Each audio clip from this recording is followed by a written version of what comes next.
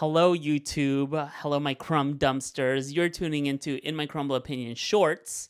If you're new to the channel, I typically do interview style podcasting with other drag queens while I'm in drag. Once again, my name is Phoebe Cakes, but today I'm in boy form, so you can call me Robert. I'm going to do another Oscars video. I did this with my producer, Angel, who's actually behind the scenes right now. Say hi, Angel. Hi, Angel.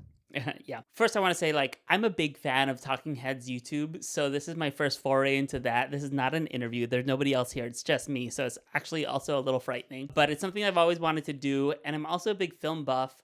So this past year, I've gotten into really kind of like the Oscars race in a way that I've never been before. Probably started with watching BKR, Be Kind Rewind. She does these deep dives into Oscar races, specifically like actress races, best actress races. So I've been into that for a while, and then we fell into the awards contender, which is I don't know. He's funny. He's gay and opinionated, and we fell in love with his enthusiastically deadpan coverage of televised film awards. So this is the first year I think I've ever actually made an effort and successfully watched all 10 Best Picture nominations. So it was a lot of viewing, but I did it probably because I got a lot of headway just like incidentally being into a lot of the films throughout the year. But really the last few weeks like making sure I watched all of them. So I am coming from a place of being well informed. These aren't like fake opinions that I'm having. They're real opinions. And just to give you a little insight as to why you should listen to me, I'm a sickening drag queen. Not right now, but believe me, that's true. But I do have an MFA in writing. Yes, I'm weaponizing my MFA. I also got a BA and minored in acting. And I also wrote a film with a friend, and it was a very successful film. No, it did fine. We were in about 9 festivals. So if you're interested in watching any of my filmmaking, I'll put a link on how you can watch Stone Fruit, my baby, my one and only baby. So maybe someday I'll return to filmmaking. So this is how it's gonna go. I'm gonna rank my personal favorites. I'm gonna rank with my opinions, all of the contenders for Best Picture. And I'm going to do so. I'm going to give myself a little bit of a structure. I'm going to give 3 scores per film, scoring each section in a rubric of 5. So with a total point of like 15 points per film. So I'm going to go through, I'm going to choose cinematography, acting, and writing. I want to focus myself because, if I said something vague like directing or like set design, like there's just so many moving components there. So I'm just really going to focus myself. So I'm just gonna score each film based on their cinematography, their acting, and writing, and we're gonna find out how I end up scoring all these films and ranking them. So if you're interested in this kind of stuff, like, comment, subscribe, share this video so I know that you like it, and then I'll do more of them. If this is terrible and you actually only want me to wear makeup and talk to other people, I'll do that too. All right, so let's get into it. So Angel, what is the first film? American Fiction. Ooh, I actually don't want to start with this one because this might be like kind of scathing and I don't want to start on like a negative note. But American Fiction was one of those films where I was like actually very excited to watch it. I love Jeffrey Wright. The subject matter was, kind of like in my avenue of interests, so I was really looking forward to it. I was disappointed. So let's cinematography I think was fine. It was a very pretty movie, but kind of like read like a really good Netflix show. I don't think there was like, when I think of good cinematography, this phrase comes to mind. It's called every frame a painting. So I don't think every frame of a film has to be beautiful, and we'll get into that. But I just don't think a lot of the images of that movie kind of like stick out to me. I don't think it was that good. It was a lot of like talking head stuff like this. I think one scene in particular that I thought was kind of beautiful was when Jeffrey Wright's character was walking through a field with a potential love interest. And that scene was kind of pretty, but also kind of like a non sequitur. I mean, I don't know. It was a fine film. It was pretty. So I'm gonna give cinematography like maybe like a 3.5. It wasn't an ugly film, but I don't think like the shots were really pushing the narrative forward or like the themes forward. I don't think there was like any kind of like anything to bite into in terms of the cinematography. Okay, so acting, I'm gonna give this movie a 5. Actually, I thought everybody was really good in it. Like I said, I love Jeffrey Wright. I thought Tracy Ellis Ross, for such a small role, had a really big impact. She was very charming. I thought it was fun. Sterling K. Brown is nominated for Best Supporting Actor, which actually I have opinions on because I don't think that role should have garnered a nomination. And that's more of like the writing. I think he acted pretty well in it. I think the narrative around this portrayal is that it's like a gay man with substance abuse issues. I mean, I'm not saying that like every depiction of addiction needs to be like loaded with pathos, but I just really feel like his character was flat. It was just like this F word with a coke habit. Can I say coke? I'm not even monetized, so why am I worried about it? Anyways, I was not living for that character. Sterling K. Brown was good in it, but I don't think it was like a performance to be like truly commended amongst a very crowded field where other people should have been nominated, such as Charles Melton or Teo Yu. I digress. I'm gonna give the acting a 5 because people were good in it. Issa Rae was also very good in this film, although I feel like her character could have been given more. Writing is where I have trouble, and I say this knowing that the screenwriter has won the BAFTA and I think one other big writing award. Oh yeah, for the Independent Spirit Award. Oh my gosh, Cord Jefferson, handsome man. I think he has potential. I think the writing was pretty good. I think a lot of the dialogue was kind of smart and funny and incisive at times, but really the big problem was focus. Like the pieces didn't all gel and come together. It was like a kitchen sink of a script. There was like a dad that committed suicide, a mom that has dementia, a sister that had that died of a heart problem. I'm sorry, I'm spoiling the movie. Died of heart complications. A brother that's addicted that also just recently came out of the closet because he was living this down low life that his wife found out about.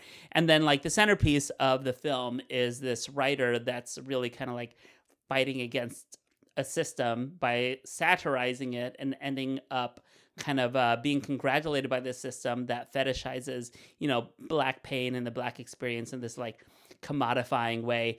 And I think the film is kind of ironically reaping the benefits of that kind of critique. So that it is what it is. I'm gonna give the writing a 3.5 as well because it wasn't terrible. I think some of the lines were funny, but I just think it lacked focus, and the pacing and story of the film just didn't really end up in a place that I really thought it could have. All right, next film. Anatomy of a Fall. Anatomy of a Fall. Oh my god, there's a lot of A films. I keep thinking the next one's going to be Barbie. Okay, Anatomy of a Fall. Okay, I'm going to be pretty quick about this. But before I start scoring, I want to say this is personally one of my favorites, and probably because I'm a writer and an actor before I'm a cinematographer. So I've watched some videos where talking about how, kind of the cinematography wasn't great for the film, that it takes kind of this journalistic or documentary style approach to the camera and its movements. And I think it really worked for me because the film's about kind of what's true and what is fiction, and the blurriness between it, and making choices in which what to believe, so that you can move forward. I'm not going to spoil anything. I'm going to start with writing because I thought the writing was great. The monologues were wonderful. The courtroom kind of argumentation and energy around how that unfolded was really great. And the film was done in 3 languages. So it's just hello. So writing 5.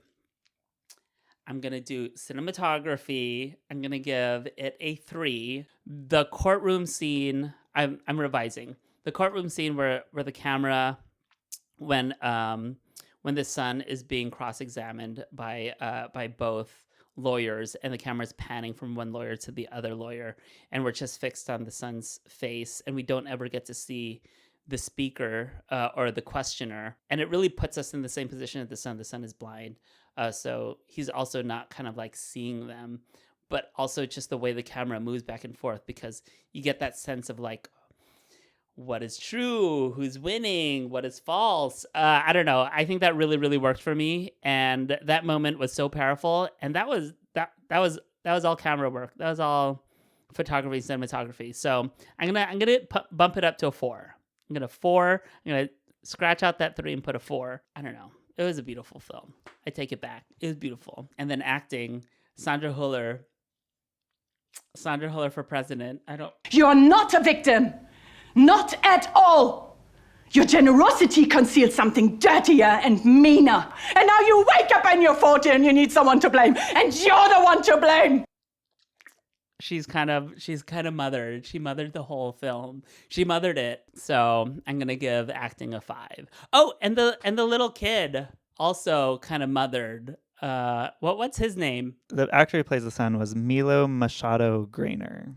Oh, Milo Machado Grainer. Well, he did a great job serving Stranger Things on the outside, but like a real depth of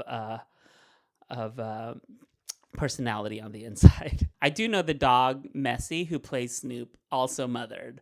So the 3 of them really mothered the acting in this film. Messi, pourquoi t'es bon? Next is Barbie.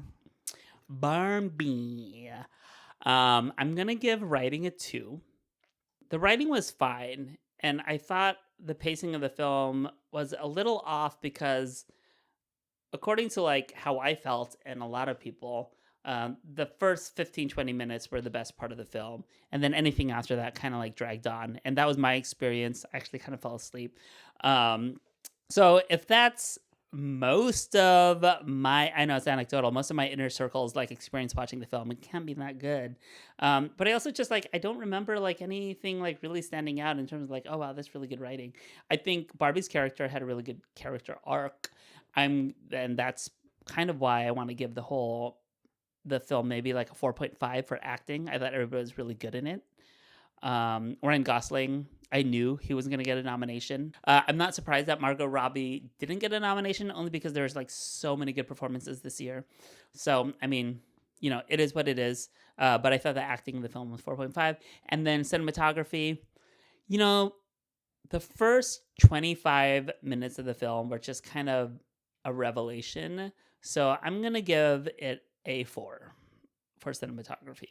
So I'm in the middle of editing my video right now, and then it did occur to me that I did give Barbie a really low writing score, and I think some of you might come from me in the comments going like, that monologue was so good that America gave. I just wanted to get on the record and say like, it wasn't. It was not good. It's like second wave feminist bullshit that's just like very surface level and not interesting and really doesn't add anything to the conversation of like feminism as it's understood today with like, you know, intersectionality and late capitalism and all that. So, I mean, good for you. Maybe if it came out in the 70s, it would have like slayed, but it didn't. It came out this past year. So that's it.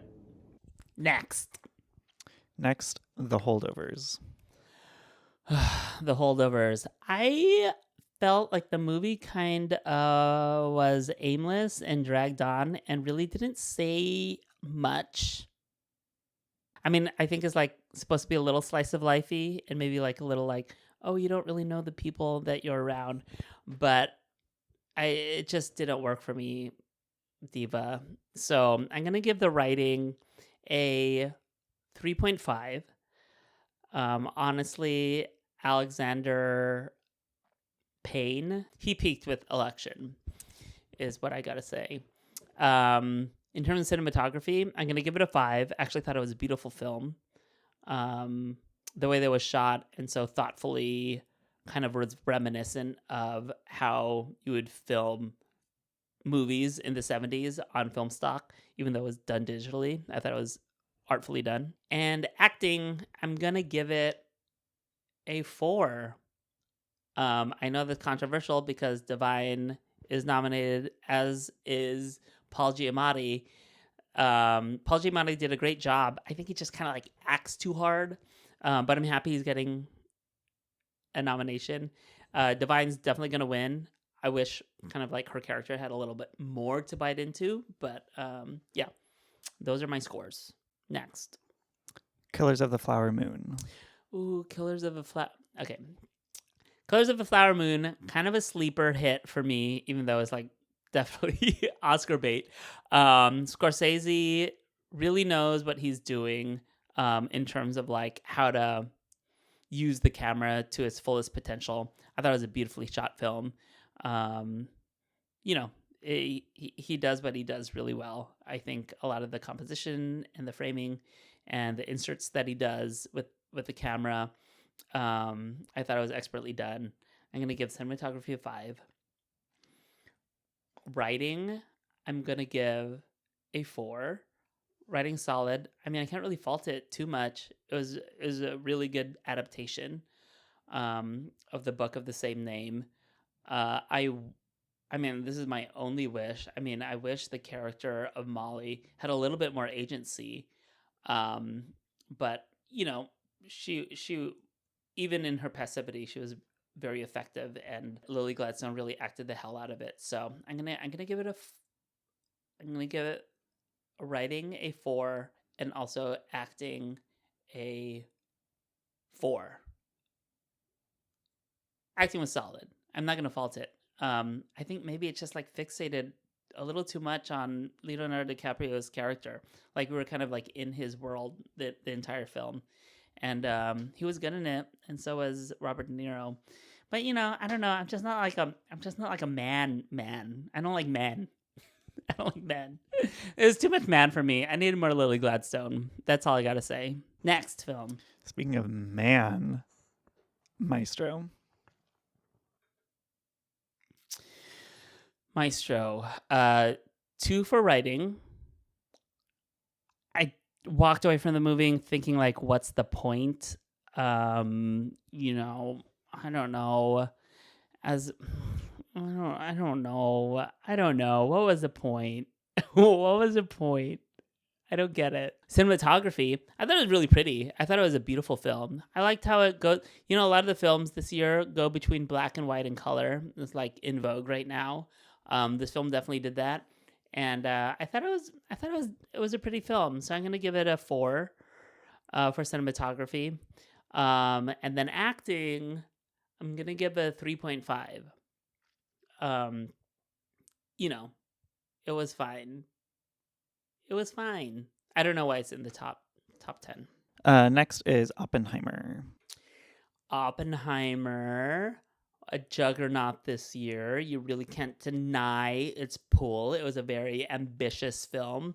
I think the cinematography was fine. It was a big project to film most of the film on IMAX, that giant ugly camera. But I really feel like it kind of like bit them in the ass in the editing room because it was just like jostling back and forth between these different formats. I think kind of like the editing, we're not talking about editing, just, you know, but I'm going to mention it. It was just like a little too frenetic, which made the film feel shorter, which I kind of liked, but there's no breathing room. I don't know. It was just kind of like an onslaught of Christopher Nolanisms. It's just like, and there's just like so many men in it. There's like all men. Gosh, I don't know. I'm going to give the writing a 3.5. I'm going to give the acting a 4. And I'm going to give the cinematography a 3.5. I'm voting with my heart. Next is Past Lives. Past Lives. Okay, so Past Lives is a very sweet, delicately done film. Cinema with a capital C. When I talk about every frame of painting, I'm talking about projects like this. It's just like not a big budget, but whatever they chose to do with the camera was so like intentional in not only moving the narrative forward, but also but also enhancing the themes of, separateness, loss, memory, connection, disconnection. Oh, it's really a beautiful film. I loved it.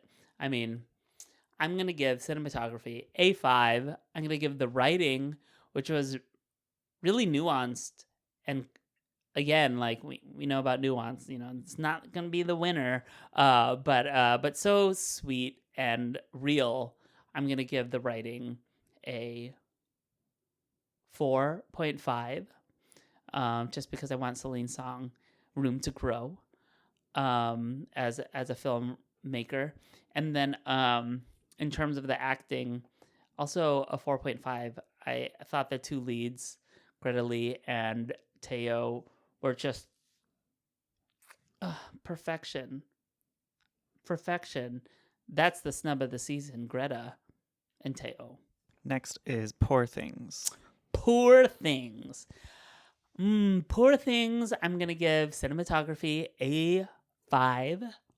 I thought everything that the camera did was so inventive and strange, and I've never seen it in film so consistently done. It wasn't just like a flash in the pan in terms of like the different kind of like techniques that they were using, kind of the color grading and the film and the fisheye, and I could go on, but I really enjoyed the cinematography. The world building was all very much part of that. The writing, I would give it a 4.5. I wouldn't say that it was a perfect script, but it was just like really fun and cool, and I like where all the characters ended up, and Emma Stone really, really acted her pussy out. Literally, acting is also a 4.5. Yeah, I really liked everybody in it. So yes, one of my favorites. Last one is Zone of Interest. The Zone of Interest. Oh my gosh. This is filmmaking with a capital F, cinema with a capital C. Obviously, like, the camera didn't move a lot of stationary.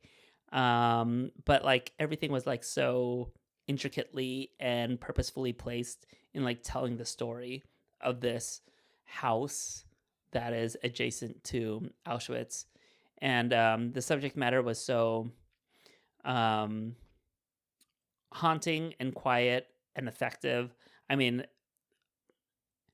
basically, I feel like it every frame was a painting with this one. So I want to give cinematography a 5 here. I'm gonna give writing a solid 4.